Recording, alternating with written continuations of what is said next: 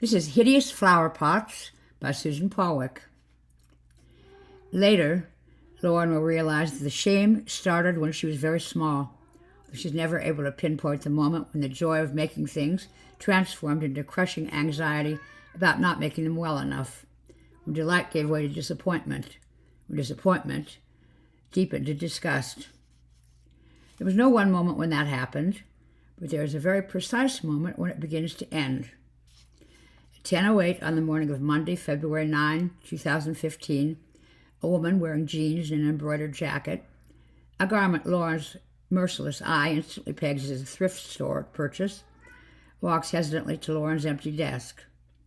Lauren, who's just poured herself a cup of coffee from the break room and is standing next to a set of minimalist sculptures, swooping wire and optic fiber, waits, wondering what this person wants. She isn't looking at the art, and she's clutching a tote bag with a cartoon cat on it. Lauren feels her lip curling. The newcomer, craning her head to scan the gallery, fixes on another woman, this one older, wearing a stylish but faded denim dress and Dansko clogs as she contemplates a wall of abstract paintings, and says, "Do you work here?" "No," says the older woman. She gestures with her chin to Lauren. "I believe she does, though." Then raising her voice to address Lauren directly, "You do, don't you?" "Why, yes," Lauren says, using her flutiest tones to disguise her irritation. She doesn't just work here. She owns the place. She makes her way to her desk. "May I help you?" Maybe the stranger just wants to use the bathroom. The newcomer swallows. "I'm an artist. I'm hoping to place some of my pieces in galleries." Lauren bares her teeth, not even caring if it looks like a smile. "How lovely. Have your agent contact me, please." "Oh, no," the woman says. "I don't have an agent." She reaches into the bag and pulls out something complicated and chaotic, an assemblage of wood and string. Lauren squints. If her eyes were lasers, the object would vaporize. As the woman shakes the stick, releasing a cascade of twined wool. Looks like very bad macrame. There are rocks tied into it. Also feathers. Lauren feels her face twitching. She's seized with such physical revulsion she almost cannot speak. But she does. "Many people," she says, "believe that they're artists who aren't." The woman in front of her pales, opens her mouth, closes it again, and flees. The woman in denim, who's been staring with one eyebrow arched, walks briskly to Lauren's desk.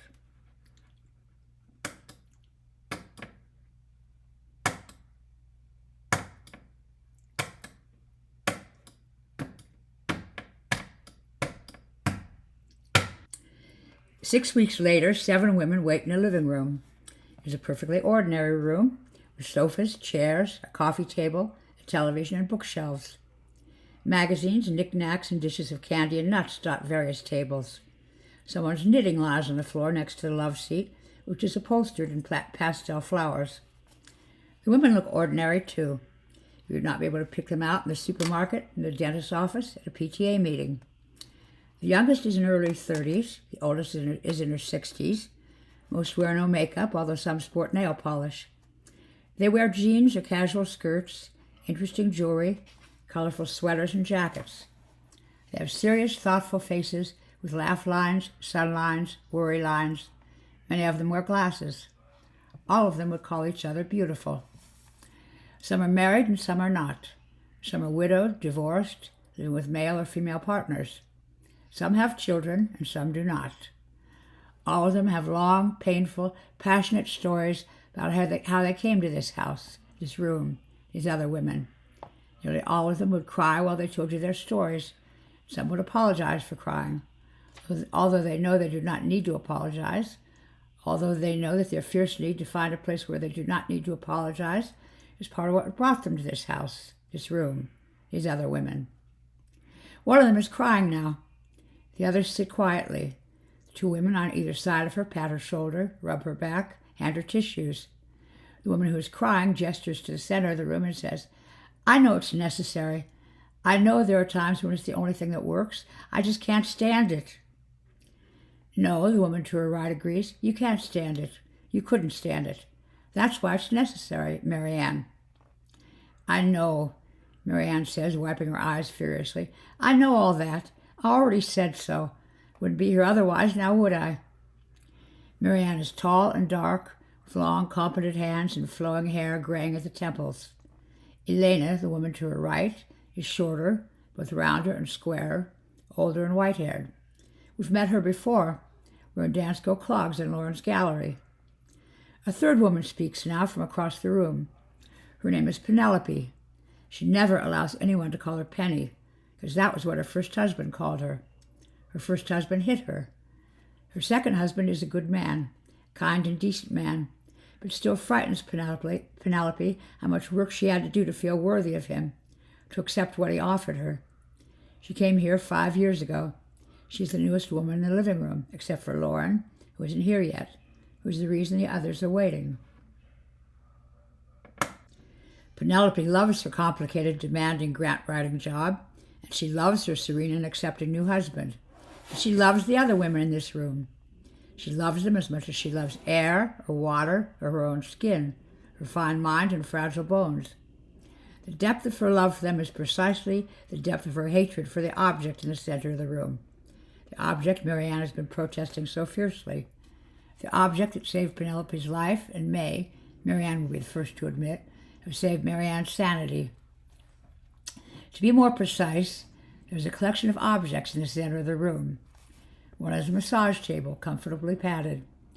Attached to it are heavy institutional restraints, designed to be humane, not to cause pain or restrict circulation.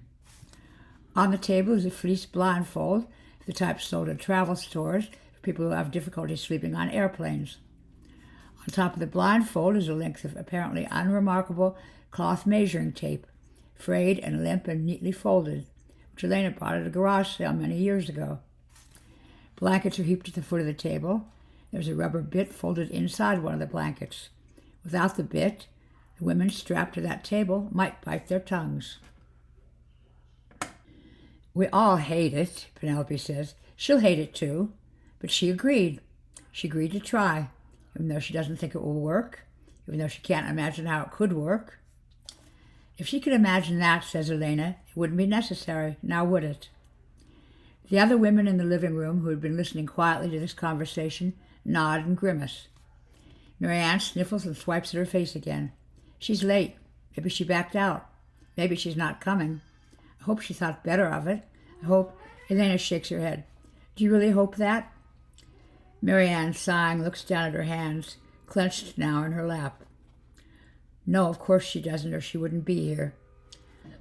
She closes her eyes, and Elena puts an arm around her and hugs. Both of them know that what Marianne really hates, even more than the table itself, is the fact that sometimes the procedure performed there, which has to be performed all too often, which has to be performed on almost all of them, which is performed only as a last resort, does not work. Lauren sits in a snarl of traffic a mile away from the living room and fumes. She should have ridden her bike. She wanted to save her energy for the procedure, which would terrify her, except she does not believe that it can possibly work. She does not believe that it can possibly work, but it terrifies her anyway. She does not believe that it will work, and she cannot believe that she is doing this. She is a rational, successful, competent woman. She is sane and strong and healthy. She's not the kind of woman who sits in a circle with other women weeping. She feels utter contempt for women like that. And she feels utter contempt for herself for feeling contempt for women like that. She's ready to scream because the cars ahead of her haven't budged for the last 15 minutes. Lauren is 43. She has a dual doctorate in art history and arts administration, and she runs a very successful gallery, purchased with her inheritance from her parents. She has curated celebrated shows, displayed award-winning work, presided over the beginnings of influential careers. Famous painters and sculptors are indebted to her. Aspiring artists speak her name with a combination of awe and terror. Lauren has money, satisfying work, and influence. She has a busy social life, attending parties and events at other galleries. She has many acquaintances, but few friends. Last time she had a lover was 5 years ago. He was an art critic, cultured and considerate, who left her for a trendy painter he met at Lauren's gallery. He never hit Lauren. No one has ever hit her. Did you think that being hit was the only way for women to arrive in Elena's living room? in any place like Elena's living room? Lauren would have thought so once. She abhors violence, but she also feels utter contempt for women who allow themselves to be hit, as Penelope did. She feels contempt for any woman who has starved herself, as Sally did, or cocooned herself in too much food, as Christine did, or spent years in therapy whining about her family of origin, like Mary Ann. Lauren has no patience with weakness, her own or anyone else's. Her parents taught her this lesson very early. Don't cry. Only weak people cry. If you've hurt yourself, get a Band-Aid and go on. Never whine. Nobody wants to listen to it. Learn to stand on your own 2 feet. Be ambitious. Make your family proud. Whatever is worth doing is worth doing better than anyone else. Lauren admires strong, competent women who have made their way in the world as she herself has. Most of the women in Elena's living room do not fall into that category. The only woman in Elena's living room whom Lauren can stand even a little bit is Elena herself. Lauren admires women who tell the truth, even when the truth is expensive. She admires women who are serene and perceptive and transparent. She admires women who can be gentle without being weak. She knows this quality when she sees it, that she has never acquired it herself.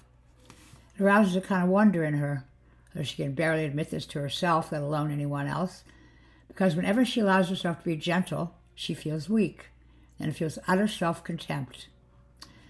And so 6 weeks ago, she found herself stunned when the woman wearing the clogs walked up to her after the woman with the macrame had left and looked her in the eyes and said quietly, "When's the last time you made something?" "Excuse me?" "When's the last time you made something? Out of paint or clay or yarn or wood? Out of dirt or seeds even? Do you garden?" Lauren felt her face become as immobile as stone, and the woman in the clogs laughed. "Oh, I'm sorry. I'm being rude. I'm Elena." She stuck out her hand for Lauren to shake. Lauren ignored it. "Excuse me." Lauren put her coffee down on her desk. Her hands had begun to quiver, a tremor she hoped wasn't visible. She didn't want to spill hot liquid on the fine wood. "None of this is your business. I display the best work by contemporary artists. The woman who just left isn't an artist," Elena said. "You told her that very clearly. Good for you, for not getting her hopes up, I guess. I didn't like her work either. But look, everybody's an artist, whether other people like their work or not. Being an artist just means that you make things. I'm wondering when you forgot that." "I never knew it. Excuse me, I have work to do." "You never knew it? Not ever? Not even when you were a kid? Remember when we were in kindergarten and everybody made stuff and brought it home and our mothers put it on the fridge? Thanksgiving turkeys made from handprints? Did you make those? Did your mother put them up in the kitchen? Or maybe she framed them and put them on her desk. My grandmother did that." "Excuse me," Lauren said. She turned and walked away into the back office. She closed the door and sat there, head pounding, for 10 minutes, wishing the office door had a window so she could make sure Elena had left. "You're hiding from a New Age flake," she told herself. "You own this gallery. You're the boss here. There's a valuable work in the gallery, and someone could walk in and steal all of it while you're hiding from that nut job. Maybe that's what this is really about. Maybe it's an elaborate scam. Get up," she told herself. "Go out there. If she's still there, tell her to leave. And if she doesn't, call the police." She heaved herself upright and opened the office door. Elena was still there, standing primly in front of Lauren's desk, with her hands clasped in front of her. When Lauren marched up to her, she waved one of Lauren's business cards and said, "Lauren, I'm sorry I upset you." "Thank you. You need to leave now." "I'll leave soon, I promise. There's something I need to say first." She looked Lauren in the eye again and said very gently, "You loathe yourself. You're filled with fury and fear and hatred. They're consuming you from within like acid. You want to be an artist instead of just displaying other people's art, but you won't let yourself because you're afraid you won't be good enough at it. Not good enough to have your work exhibited. Not good enough to be in a gallery like this. You're afraid of being the kind of artist people like you look down on." Lauren, wearing fashionable linen and one-of-a-kind silver jewelry, had begun to tremble with rage. When Elisa concluded her collection of outrageous sentences, Lauren unclenched her jaw and opened her mouth. "You have no right to speak to me this way. I'm calling the police now." That was what she fully intended to say. What she heard herself saying instead, as the floor swayed beneath her, was, "How do you know that?" Shame engulfed her like a tsunami. She opened her mouth again to deny what she'd just said, but before she could speak, she was shaken by a string of small memories. Her mother, when she was 10, taking all of her artwork off the fridge and throwing it away. "You're a big girl now. Things like this are for babies." Her teacher in a high school drawing class, when she asked for help with the shading on a still life, looking down at her sketch pad and snorting, "You need help with more than that." A college art history classmate, rolling his eyes at a student exhibit of crazy quilts, which Lauren loved because they reminded her of her grandmother. "This is art? I could buy nicer blankets at Target." "I know because I used to be like you," Elena said. "I used to live in dread of not being good enough, except in my case it had to do with cooking. I was a restaurant critic who never cooked for anyone else, because I might burn the beans, make a slightly runny sauce, because I'd never be good enough at it to be a top chef. Now I throw a dinner party every month. That's why I can see your longing. Don't worry. Other people can't see it, at least not from a distance. You're fooling them just fine. Lauren, I can help you." "I don't need help, especially from a deranged and possibly rude stranger." That was what she intended to say.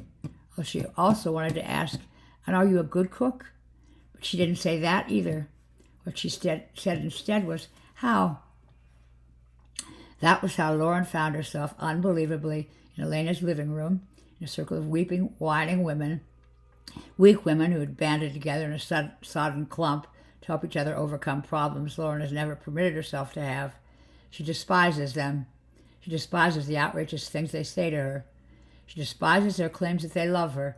She is their sister. She is a wonderful person. They cannot know this because she has not permitted them to know her. The people she has permitted to know her, even a little bit, have sooner or later all gone away. She is highly intelligent. She studies art for a living. She recognizes a pattern when she sees one. Every time she leaves Elena's living room, she vows that she will never return. Each week she has found herself going back, always convinced that she's found some way to show these inane women that what they're doing is ridiculous.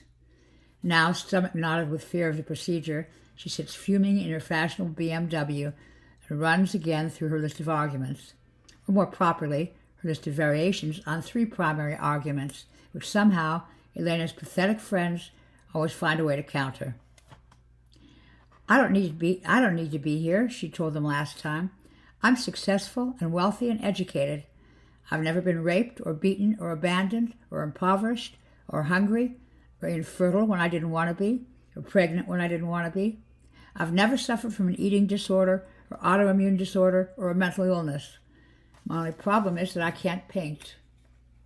"You can paint," Elena says. "You won't let yourself." Lauren ignores her. "Really, I'm ridiculously privileged." "Yes," said Christine, all the weak women nodding as one. "That's all true. You're very lucky. So why are you so unhappy and so angry?" And Lauren found herself gaping, unable to answer.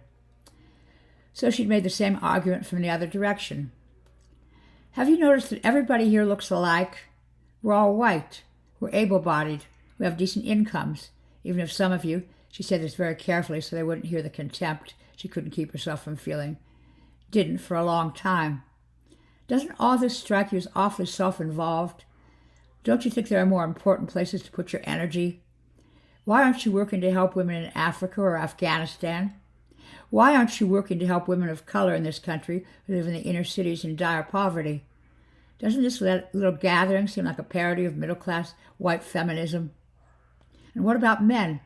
Shouldn't there be some men here? Plenty of men feel inadequate, too. My God, look at all those missiles and penis cars. Isn't all this suburban bourgeois separatism, isn't it awfully exclusionary?" The weak women had sighed and nodded, and Sally had said, "Yes, that's all true. All those women and men are important. Of course, we want to help them. Some of us do help them, however we can. That doesn't mean that we aren't important, too." Elena had said very gently, "Lauren, remember the woman you insulted in the gallery? Many people think they're artists who aren't," he said. "You killed a tiny piece of her soul when you said that, just like your mother and your teacher and your classmate killed tiny pieces of yours. Look, there are no laws against soul murder. Society would look a hell of a lot different if there were. I can't even imagine that. I wish I could. What you did to that woman in the gallery counts. It was one sentence, a small cut. If you add them all up, it might as well be a machete. And we're the only court for that you'll find." Lauren bristled. "Artists need criticism." "Of course they do, but it has to be constructive. So no, we aren't doing this just for you. We're doing this for all the people you won't hurt anymore if this works. Think of it as a public health project. Think of it as our guerrilla movement against consumer celebrity culture. Think of it as saving the world, one person at a time." "Aha!" Lauren, her face flaming, had pounced, driven into her third argument, her core objection. "You've just made a liar of yourself. You say you love me. That's just middle-class, woo-woo, new-age, feminist claptrap. You don't love me. You can't. You don't even like me. You just told me I'm a toxic bitch." "I don't think that's exactly what I said." And then his voice was mild. "Even if I did, wouldn't mean we didn't love you. All of us know about feeling like we're not enough. We know how that creates cruelty. We know how to fix it. We have a way to do that. It isn't fun, but it's worked for a lot of us." "No," Lauren said. "I have no interest in making the world safer for bad macrame." She got up and went home. She spent the rest of the evening pinned to her bed by a migraine, most of the next morning vomiting, and the remainder of the week gripped by anxiety so severe she could hardly move. And finally she decided, all right, let them try this ridiculous thing. It couldn't possibly work. If it didn't work, she'd be free. She'd never have to go to Elena's hideous living room, talk to those whiny, weepy women again. Which is why she now sits fuming in her BMW, which hasn't moved for 20 minutes. She rolls down the window and leans out to try to find the source of the obstacle, but the traffic stretches too far in front of her. She looks in her purse for her phone to call Elena, and realizes that she left it at home. Suddenly she's gripped by fear again. Terror that when at last she gets to Elena's house it will be empty. The whiny, weepy women will all have left. They, the utterly pathetic, will scorn her as a coward and a breaker of commitments. Moving as jerkily as someone in a silent movie, she finds herself turning off her car and getting out, locking the door of the BMW, walking away from the traffic jam, squaring her shoulders as she treks the 2 miles to Elena's house, where she's promised to go through some utterly ridiculous, woo-woo, new-age piece of self-empowerment feminist claptrap involving, bile rises in Lauren's throat, nausea vying with hysterical laughter, where there's a massage table and a thought so preposterous and horrifying that Lauren can hardly form it at all, a magical measuring tape. Elena found the measuring tape at a garage sale when she was looking for flower pots. Elena collects flower pots. She plants things in them, gives them to her friends when they're sick or lonely or happy or have just moved or have just gotten married or just gotten divorced, or just had either a wonderful or a terrible day. Elena is famous for her flower pots, though in fact they're not her flower pots at all. The entire point is that they're found flower pots. Each one comes with a story that Elena and her friends can't know but like to invent. Elena calls them midlife flower pots. She favors the kind so often found at garage sales, which have been handmade or hand-decorated, often by children who paint them or plaster them with sequins or stickers or macaroni, usually in preschool craft projects, and then give them to their mothers, who ooh and ah over them for a little while before quietly relegating them to the attic or the basement. They inevitably find their way into garage sales. This was the third sale Elena had been to that morning. At the first, she found a flower pot covered with bedraggled yarn pom-poms. At the second, she found a squat clay flower pot in shape of some amorphous animal with an improbably long neck and improbably short, stubby legs. The animal was covered in crooked day-glow stripes, wore an expression of wide-eyed panic, as if horrified at the notion it had been exiled to a garage sale. These are exquisite midlife flower pots. Since Elena is a great believer in the power of the number 3, she has high expectations for the 3rd garage sale. The only flower pots she finds are plain, mass-produced clay ones stacked neatly on a table. The cheerful woman running the garage sale, who bustles about managing children and dogs and shoppers, calls over her shoulder to Elena, "Oh, you can have those. Are you a gardener? I tried to grow flowers and it didn't work. I have a black thumb." Elena smiles and nods her thanks, but she has no intention of taking the flower pots. These aren't midlife flower pots. They've had no visible life at all. They are embryonic flower pots, neonatal flower pots. Someone else will take them. Maybe they will wind up as craft projects for bored children with strings and beads and glue, or a bored housewife trying to master acrylic paints or decoupage. Elena may encounter these flower pots at some other garage sale several years from now, but they aren't ready for her yet. Disappointed but philosophical, she turns away and begins browsing the other items on the tables. A ragtag collection of paperback books smelling of mildew, a plastic globe on which half of North America is peeled away, as if ravaged by some cosmic catastrophe, a pair of squat salt and pepper shakers which are supposed to look like mushrooms, but bear an uncanny resemblance to penises. Elena chuckles and picks them up, since they'll make a perfect housewarming gift for her friends Chad and Brad, who have just bought a dilapidated Victorian they intend to renovate. The salt and pepper shakers are an acceptable consolation for the lack of mature flower pots. Elena turns to ask the bustling mother how much her find will cost. She expects to be charged $1, she'll probably be able to bargain that down to 50 cents, or even a quarter. But as she does so, her eye catches on something else. A folded, slightly frayed fabric tape lying on the table.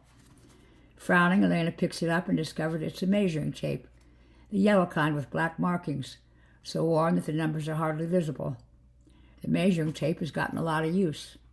The bustling mother must be a seamstress. The mistress of the garage sale sees Elena holding the measuring tape and salt and pepper shakers. "Oh, aren't those cute?" she says with a huge laugh, gesturing at the shakers. "I love those. I'm just not comfortable having them on the table with kids around." "Ah," says Elena, making an effort not to roll her eyes. "Well, I'm going to give them to friends who don't have kids. How much?" $1, says the matron. 50 cents, says Elena. "Done." "Oh, honey, you don't want that tape." The woman pulls it deftly out of Elena's hand and tosses it into a nearby trash can. "I shouldn't even have put it out here. I don't know what I was thinking. It's broken." "Broken?" Elena asks. How can a measuring tape be broken? She expects the matron to explain that the measuring tape is too worn, too old and limp. Well, this is precisely the state of most items that wind up in garage sales, and recycling such objects is what garage sales are for. But instead, the woman says, "It doesn't work right. Never has. It measures funny." "Funny how?" Elena asked. "This tape has seen a lot of use for something that doesn't work right." The other woman scratches her nose. "It's a little hard to explain. My daughter picked this up at a garage sale around the block when she wanted to learn to sew. She was only in second grade, but already handy. Well, she had this teensy little piece of leopard print cloth that she wanted to use to make an outfit for her Barbie, because she wanted to do Tarzan Ken, and Jane Barbie, and I told her, 'Darling, it isn't big enough.' The fabric was only, 2 inches square. No way could it cover a Barbie. Wouldn't even have made a Barbie bikini. But she went upstairs to her room and brought the tape and the fabric back down and said, 'Look, Mama, now it's big enough.' I'll be darned if she wasn't holding a much bigger piece of leopard print. I swear we didn't have any more in the house, because I'd used the original cloth to make a duvet cover for my aunt. That was the last little piece I had. It was just weird. And then this other time, she found a box of doll clothing in the attic, old stuff from when I was a kid. There was a little cowboy outfit she wanted her Barbie to wear. She was in Calamity Jane Barbie at that point, but it was too big because it had been made for a bigger doll. I said, 'Sweetheart, it's too big.' She went and got that tape, marched right back up to the attic, came down again, and the cowboy outfit had shrunk. It was just the right size for the Barbie. I mean, how weird can you get?" "That sounds," Elena says carefully, "as if it could be, very useful. I'm surprised your daughter didn't want to keep it. I'm surprised you didn't want to keep it, she thinks. The matron laughs. Oh, she stopped sewing pretty soon after that. Took up baton twirling instead and put away all her sewing things. That was years ago. She's in college now. I just found that old tape in a box, but I don't even know why I put it out here. I mean, I wouldn't feel right having someone buy that thing. It's too freaky. Like something out of Alice in Wonderland, you know. One pill makes you larger and one pill makes you small. Too much like drugs. Elena hadn't thought of drugs or Alice in Wonderland. She'd thought of other stories. The Three Bears, for instance, which one chair was too big, one chair was too small, one chair was just right. But just think what you could do with it, she says. All your clothing would always fit. Furniture would always go where you wanted it to. And we're buying a bookcase that's an inch too wide for that empty corner. Maybe you could use it to stretch food for unexpected company. Elena thinks of loaves and fishes, wonders just how long this tape had been traveling from one garage sale to another. Just imagine. I don't like to imagine, the woman says. Her voice is light, but her gaze has gone suddenly steely. I like things the way they are. I like the world to behave the way it's supposed to. There's enough weirdness out there. I don't need to be bringing it into my own house. Do you still want those salt and pepper shakers? Elena pays her 50 cents and the woman walks away. Elena lingers to scan the nearest box of mildewed paperbacks, world almanacs, a manual on goldfish care, biographies of famous businessmen. This woman's daughter once played make-believe, as all children do. Elena has a strong hunch that her mother doesn't read fiction. On her way back to her car, Elena scoops the magical measuring tape out of the garbage can. She's dizzy. Her heart is pounding as hard as if she's stolen the Hope Diamond. Lauren walks into the living room 40 minutes late. She's sweaty and breathing hard. Her fists are clenched. When she arrives, the other women in the living room beam and explain in joy and relief. Lauren, where were you? We were worried. We were afraid you weren't coming. And Elena gives her a big glass of cold water. Lauren stands in the middle of the room, but not too near the massage table, gasping like a fish clutching the glass. She hates this place. She loathes these women. At the same time, she's relieved almost to tears. Tears, Lauren? Lauren, who never cries, by the fact that they're still here. They waited for her. I was stuck in traffic, she says. There was an accident. Traffic was backed up and I couldn't even see the accident from my car. I couldn't tell what had happened until I walked past it. You walked, said Penelope. Where's your car? Lauren feels herself reddening. I locked it and left it there. I walked away from it. She tries to say this very crisply, as if people abandon BMWs all the time. You parked it? Elena asks. Well, no. I couldn't park. I was hemmed in, so... You left it in the middle of the street, Elena says. Lauren nods, trying to look nonchalant, feeling utterly wretched. Elena shakes her head. Oh, my dear. Marianne covers her mouth and Christine squints. Sally says, Okay, give me your keys and tell me where the car is. Marianne and I will drive there, and I'll drive your car back here, if it hasn't been towed. Oh, it's probably still stuck in the traffic jam, Lauren says, waving her hand airily. She feels as if she's trapped in a particularly bad high school play. Keys, please, Sally says. And Lauren gives them to her and tells her where the car is. Marianne and Sally leave. Elena steers Lauren to a dropsical, overstuffed chair with bright pink daisies all over it. Sit down, dear. Catch your breath and drink some more water. Lauren sits. She drinks. She allows herself to look at the massage table, feels her toes curling in terror. She thinks that maybe she doesn't need to do this. She thinks that maybe she does believe now that somehow these dreadful women love her, or at least they think they do, since they waited for her when she was 40 minutes late, and were visibly happy when she arrived, since 2 of them have gone to retrieve her ridiculously abandoned car. She finds to her horror she's begun to weep. She's become a weeping woman. She puts her head on her knees and rocks, wishing she were invisible. Someone is rubbing her shoulder. Lauren is more ashamed than she's ever been in her life. I'm sorry, she says. I'm horrible. Oh, God, she's whining. She's become a whining woman in Elena's living room. She feels like she's going to die. You're not horrible, Elena says vehemently. You are not horrible. And another hand, or maybe the same one, strokes Lauren's hair. She finds herself pulling away in an unreasoning panic. Now she wants to run. Every atom in her body has been seized with the impulse to flee away from her shame, away from these women who witnessed it, away from their appalling kindness. I have to go, she says. The panic is building. She can hardly form words. She gets up, trembling. I left something on the stove. I'm expecting a delivery. I have to wash my hair. You feel like you're going to die, Elena says. She puts a hand on Lauren's arm. You're not going to die. You're fine. This is why we have to use the massage table, so people don't run away, so they can't run away, because everyone wants to. The other women in the room are nodding. Some are weeping. It's all right, please. We aren't going to hurt you. We aren't even going to touch you once you're strapped down. We've explained this. We just need you not to run away. You need not run away, because if you run away, you keep hurting other people the way you've been hurt. You'll keep hurting yourself. I have to go to the bathroom, Lauren says, in a voice as small as a child's. She flees into Elena's fluffy pink and white bathroom and pees and washes her hands and brushes her hair out of her eyes. When the panic has subsided a little bit, she squares her shoulders and marches back into the living room. She's an adult. She's in control again. She's not going to let a bunch of whiny, weeping women, but Lauren, you were weeping too a minute ago, show her up as a coward. She'll go through their ridiculous ritual, and nothing will happen. A magical measuring tape, please. Then she'll go home and she'll never, ever have to come here again. So swallowing nausea, she resolutely lies down on the massage table. It's not so bad. Just pretend you're at the dentist. It allows Elena and Christine to strap her down. The straps are padded and comfortable. The table's padded and comfortable.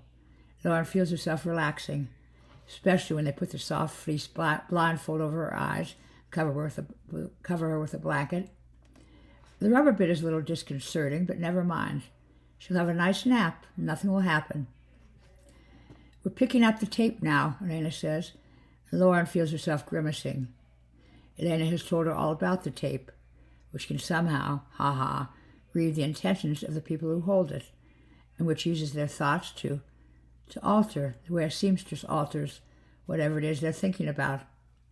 This tiny piece of leopard skin fabric is just the right size for my Barbie. This overly large Calamity Jane outfit is just the right size for my Barbie. Or maybe my Barbie is now the right size for the outfit. The bookcase is the right size for this corner. This carpet will stretch to cover that scuffed spot on the floor. Lauren walks into the living room 40 minutes late. She's sweaty and breathing hard. Her fists are clenched. When she arrives, the other women in the living room beam and exclaim in joy and relief, Lauren, where were you? We were worried. We were afraid you weren't coming. And Elena gives her a big glass of cold water. Lauren stands in the middle of the room but not too near the massage table, gasping like a fish, clutching the glass. She hates this place. She loathes these women. At the same time, she's relieved almost to tears. Tears, Lauren? Lauren, who never cries? By the fact that they're still here. They waited for her. I was stuck in traffic, she says. There was an accident. Traffic was backed up. I couldn't even see the accident from my car. Couldn't tell what had happened until I walked past it. You walked, says Penelope. Where's your car? Lauren feels herself reddening. I locked it and left it there. I walked away from it. She tries to say this very crisply, as if people abandon BMWs all the time. You parked it, Elena says. Well, no, I couldn't park. I was hemmed in, so... You left it in the middle of the street, Elena says, and Lauren nods, trying to look nonchalant, feeling utterly wretched. Elena shakes her head. Oh, my dear. Marianne covers her mouth and Christine squints. Sally says, Okay, give me your keys and tell me where the car is. Marianne and I will drive there, and I'll drive your car back here, if it hasn't been towed. Well, it's probably still stuck in the traffic jam, Lauren says, waving her hand airily. She feels as if she's trapped in a particularly bad high school play. Keys, please, Sally says, and Lauren gives them to her and tells her where the car is. Marianne and Sally leave, and Elena steers Lauren to a dropsical, overstuffed chair with bright pink daisies all over it. Sit down, dear. Catch your breath and drink some more water. Lauren sits. She drinks. She allows herself to look at the massage table, feels her toes curling in terror. She thinks that maybe she doesn't need to do this. She thinks that maybe she does believe now that somehow these dreadful women love her, at least that they think they do, since they waited for her when she was 40 minutes late, were visibly happy when she arrived, and since 2 of them have gone to retrieve her ridiculously abandoned car. She finds to her horror she's begun to weep. She's become a weeping woman. She puts her head on her knees and rocks, wishing she were invisible. Someone is rubbing her shoulder. Lauren is more ashamed than she's ever been in her life. "I'm sorry," she says. "I'm horrible." Oh God, she's whining. She's become a whining woman in Elena's living room. She feels like she's going to die. "You're not horrible," Elena says. "You are not horrible." Another hand, or maybe the same one, strokes Lauren's hair. She finds herself pulling away in unreasoning panic. Now she wants to run. Every atom in her body has been seized with the impulse to flee, away from her shame, away from these women who witnessed it, away from their appalling kindness.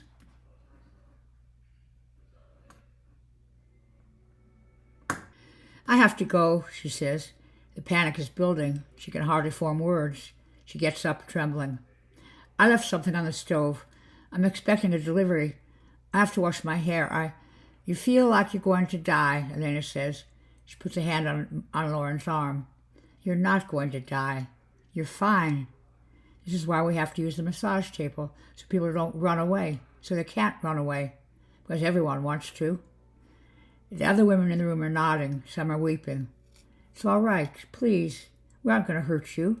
We aren't even going to touch you once you're strapped down. We've explained this.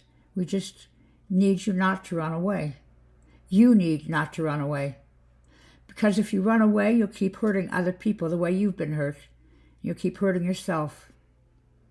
"I have to go to the bathroom," Lauren says, in a voice as small as a child's. She flees into Elena's fluffy pink and white bathroom and pees, washes her hands, and brushes her hair out of her eyes. When the panic has subsided a little bit, she squares her shoulders and marches back into the living room. She's an adult. She's in control again. She's not going to let a bunch of whiny, weeping women, but Lauren, you were weeping too a minute ago, show her up as a coward. She'll go through their ridiculous ritual and nothing will happen. A magical measuring tape, please. And then she'll go home and she'll never, ever have to come back here again. So swallowing nausea, she resolutely lies down on the massage table. It's not so bad. Just pretend you're at the dentist. It allows Elena and Christine to strap her down. The straps are padded and comfortable. The table's padded and comfortable. Lauren feels herself relaxing, especially when they put the soft, fleece blindfold over her eyes and cover her with a blanket. The rubber bit is a little disconcerting, but never mind. She'll have a nice nap, and nothing will happen. "We're picking up the tape now," Elena says, and Lauren feels herself grimacing. Elena has told her all about the tapes, which can somehow, read the intentions of the people who hold it, which uses their thoughts to alter the way a seamstress alters whatever it is they're thinking about. This tiny piece of leopard skin fabric is just the right size for my Barbie. This overly large Calamity Jane outfit is just the right size for my Barbie. Or maybe my Barbie is now the right size for the outfit. The bookcase is the right size for this corner. This carpet was stretched to cover that scuff spot on the floor. Lauren is talented and fascinating and good enough. More than good enough. Savvy and hard-working. Her many professional accomplishments are still wonderful. Her cruelties toward herself and others are forgiven, because she didn't know better then. She's trying to do better now. And the universe loves her and always will. And everyone in this room loves her. Elena discovered a long time ago that when the tape is used on people, they can feel the thoughts of whomever is holding it. The women standing in a circle around the table are all holding the tape. Now the front door opens and closes, and 2 more women are holding the tape, because Sally and Marianne have returned from rescuing Lauren's BMW. And of course Lauren has made mistakes, but it's all right. Everyone makes mistakes. Of course she's not perfect, but that's all right too, because no one is perfect. If she creates paintings or pottery that aren't gallery-worthy, it doesn't matter, because the point is the joy of making them. Ultimately, what matters is that Lauren's vibrant and fierce and alive, and the universe loves her. Lauren screams. She can't stand it. She's drowning. She's going to die. She'll be obliterated. She thrashes, bucking against the comfortable padded straps, trying to rock back and forth, but the massage table is bolted to the floor, and to keep it from being knocked onto its side. Desperate to get away, to flee this utterly overwhelming, all-encompassing love, this pitiless compassion, she howls in pain and terror, and the women holding the tape clutch it a little tighter and keep loving her. All of them are weeping. They know how frightened she is, because they were that frightened too. And they know that they have to keep loving her through her fear and through their own. This love is a discipline, because it has to be honest. It has to be real. So each of the women holding the tape focuses very hard on whatever she genuinely loves about Lauren. Sally loves how Lauren always says exactly what she means. Marianne loves the curve of Lauren's cheek, which is like a child's. Elena loves Lauren's passion for her work. Penelope loves Lauren's fierce courage in continuing to come here even when she so clearly hates it. So many other women have walked away. And Christine loves Lauren's laughter, which comes all too rarely but always sounds like a bubbling spring in a desert. Each of the women thinks doggedly about what she loves about Lauren as Lauren thrashes against the restraints, her face covered in tears and spit and snot. She's a raging animal now, fighting the trap that holds her. It takes a long time. Lauren is very strong, but at last her screams faded to a keening whimper. She stops pulling against the restraints and shuddering allows herself to know, to become lost in the knowledge that the universe loves her. These pathetic, weak, weeping women love her. Becoming a sane and conscious adult means learning to love herself. She realizes dimly that she is still alive, and she begins to weep, not in fear now, but in helpless, hiccuping gratitude. Elena, who has learned to recognize each stage of this process, nods at the other women who let go of the tape. Most of them collapse back onto their chairs and sofas. They're panting, exhausted. Their hands have cramped from clutching the tape. The tape itself is a wrinkled, damp mass, soaked with sweat and tears, and the women numbly stretch it out on the floor to dry. They reach for tissues. They reach for each other. Elena and Mary Ann get up and move on rubbery legs toward the spent Lauren. They undo the restraints and remove the bit and blindfold and gently chafe her wrists and ankles. They coax her to sit up, to move to an ottoman where she can stretch out in comfort. They give her a lavender-scented pillow and cover her with 2 warm fleece blankets. And Elena, sitting cross-legged on the floor next to the ottoman, sings a lullaby. Hoarsely, her voice choked with phlegm and weariness, until Lauren falls asleep.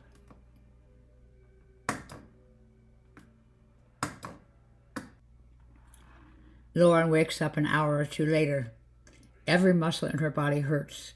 Though she slept very deeply, she's still exhausted, as if fighting off the effects of anesthesia. It takes her a few moments to remember where she is and what happened. Then she takes a deep, shuddering breath and sits up. The living room is dark. The shades have been drawn. No lights are on. She sees 2 women talking quietly on the couch. They seem a million miles away. She blinks. "How do you feel?" someone says, and she turns to find Elena still sitting cross-legged on the floor next to the ottoman. "Do you want something to drink? There's a pot of tea in the kitchen." "Tea, please," Lauren says. Her voice sounds rusty. She longs for warmth and caffeine, for something to clear her head. She remembers that Elena asked another question and says, "I don't know how I feel." "No, I do know how I feel. I feel hungover." "Yes, that's normal." Elena starts to get up, but Lauren puts out a hand. "Wait, I thought I was going to die." "Yes," Elena's voice is calm. "That's normal too, but you didn't. No one ever has." Lauren pulls the blankets around herself more tightly. "Why did I think that? That I was going to die?" "You have to answer that yourself. Let me go get your tea," Elena says. Lauren sits and thinks as furiously as she can with her hungover brain while Elena moves about in the kitchen. The 2 women on the couch, Penelope, Marianne? Lauren can barely make them out in the dimness, are still talking. But they haven't acknowledged Lauren at all, and somehow Lauren knows that this is because they're giving her privacy. Elena comes back. In one hand she holds a mug of tea, in the other she holds a flower pot. The flower pot is made of green plastic decorated with peacock feathers, yellow smiley face stickers, and a calcified gummy worm. Elena hands Lauren the mug and puts the flower pot on the floor next to the ottoman. Lauren peers at the flower pot. What's that for? It's a gift. It's for you. I buy them at garage sales to give to my friends. I suspect that this one was made by a very young child, probably for Mother's Day. Ah, Lauren says. She wraps her hands around the mug, clinging to the warmth. Thank you. She knows that before her adventure with the massage table and the magical measuring tape, she would have found this object hideous beyond description, and she still does. Now she also treasures it as a discarded gift that has been reclaimed and re-honored. She finds, in fact, that she dare not think too much about the hideous flower pot, or she will begin to weep again.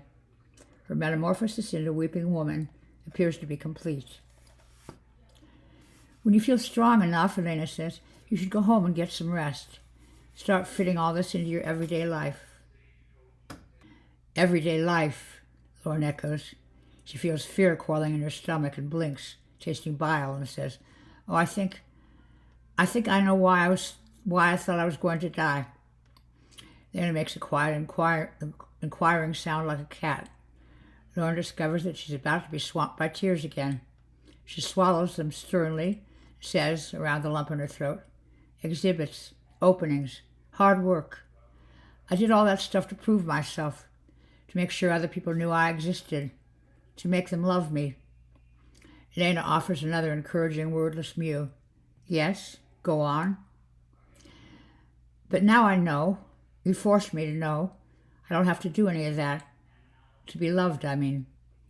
Lauren shakes her head and swallows some tea to get rid of the taste of battery acid and mothballs. She thinks obliquely how banal she has become. Today, Elena's massage table. Tomorrow, Oprah. Somehow she can't summon the scathing self-hatred that she had to work so hard to keep at bay before. It's probably just because she's so tired. But losing the way you prove you existed feels like, not existing. Sounds like a bad fortune cookie. Elena nods, making a vague noise of approval, and Lauren sighs. So that's it? I'm okay now? I'm on a what? A guaranteed psychological minimum income? Everything's easy from now on? It's all love and flower pots? Oh no, Elena says. No one ever said that. Lauren looks across the table at the two women talking quietly on the couch. It occurs to her that everyone else who was in the living room today had her own adventure with the massage table and the measuring tape years ago, and yet still returns to Elena's house every week. She thinks that can't be all gratitude, or even a steely determination to continue making the world safe for bad macrame. She drags her mind back to before the massage table, to earliest afternoons with the whining, weeping women. She remembers how much she despised them. She remembers why. Not simply because they wept so easily and used the word love so much, because they fretted about getting their work done, about producing successful pasta, PTA minutes, and piano recitals. At the time, Lauren thought their projects trivial. Now she wonders why, if the women were so secure in the love of the universe, they still fretted about outcomes.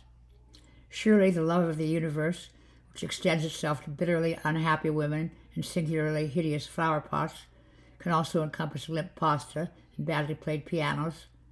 And then she realizes with a chill why everyday life is about to become newly challenging.